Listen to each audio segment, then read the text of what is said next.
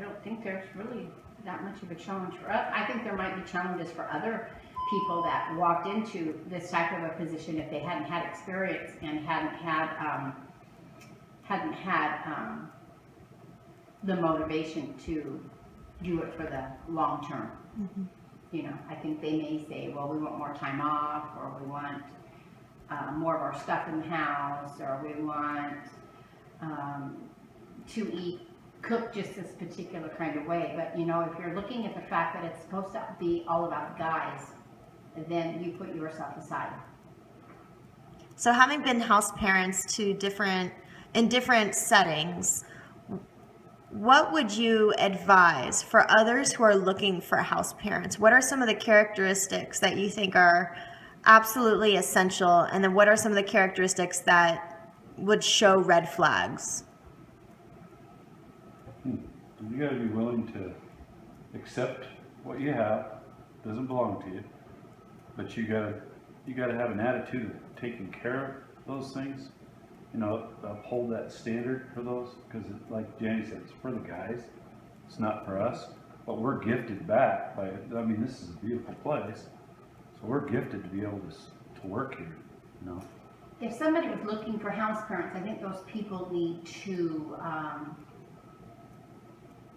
look for characteristics in those house parents of putting themselves aside, like Jeff said, but also knowing that they need thank yous and they need attaboys and they need a pat on the back and a job well done as well.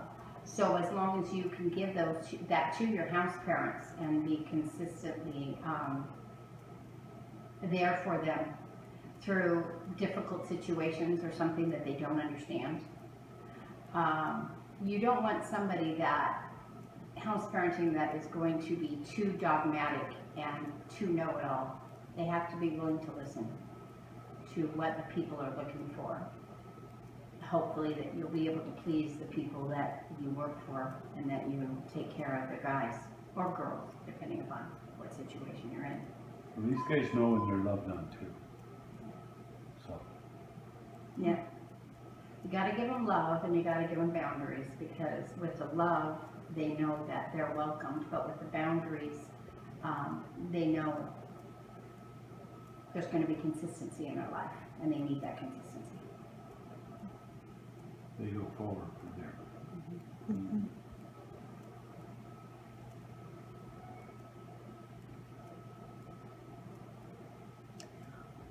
What would you tell a couple who is thinking about becoming house parents but is hesitant? Can you offer some encouraging or some wise words? Well, we've told Joe and Cindy ourselves, you know, if you've had kids, you got great grounds for understanding kids and what they go through. If you don't, I feel that that's a real challenge to start out at the gates. Not that you can't be a compassionate person, but it's harder. We've been through a lot of experience, and experience goes a long ways.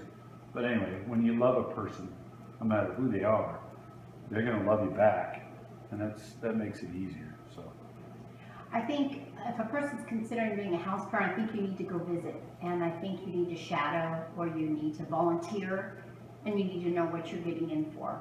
Because just to say, oh, I have a beautiful house to live in and I have my own bedroom and I get some time off each month and the income is good and I don't have to pay for utilities, it doesn't mean that it's going to work for you. You have to see if you can handle the stress, the routine.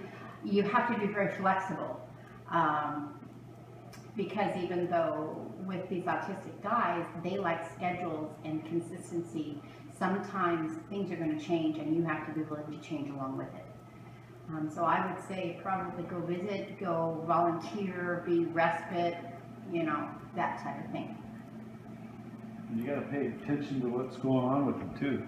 If you're not paying attention to what they're going through, you can't even figure out how to fix it. You know what I mean? You have to know, well, hey, what's happening there? So you have to pay attention to what they're going through, because they change too. So.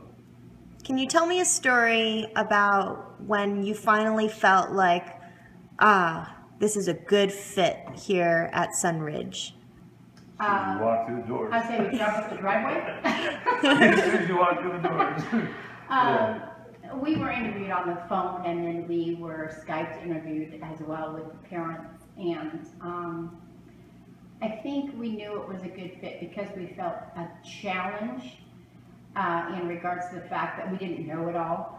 But in the same respect, we felt needed. We felt that they needed what we hoped we could offer. I think we probably first felt that in the interview. We came from New Mexico here, even though this is our home state, and we came back home.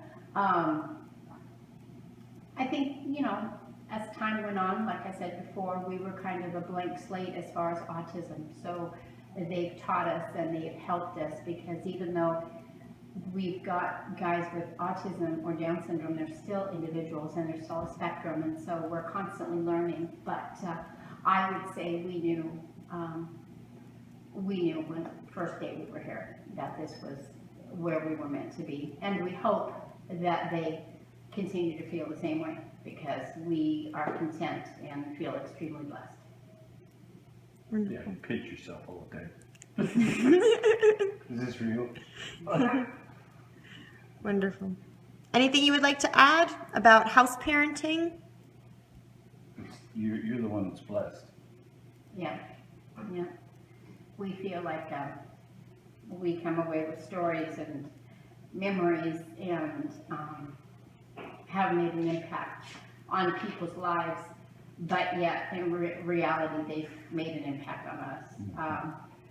7 years ago when we started, I wouldn't have ever thought that we'd still be doing this, but yet I think back at the very first house and the very first couple kids that we had and where we are today, and yet we still think about them and are in communication with them and try and build into their lives, but yet the things that they say back to us and the letters that they write impacts us and just confirms. Everybody needs affirmation, and just affirmation that we're doing what we're supposed to be doing. Thank you very much.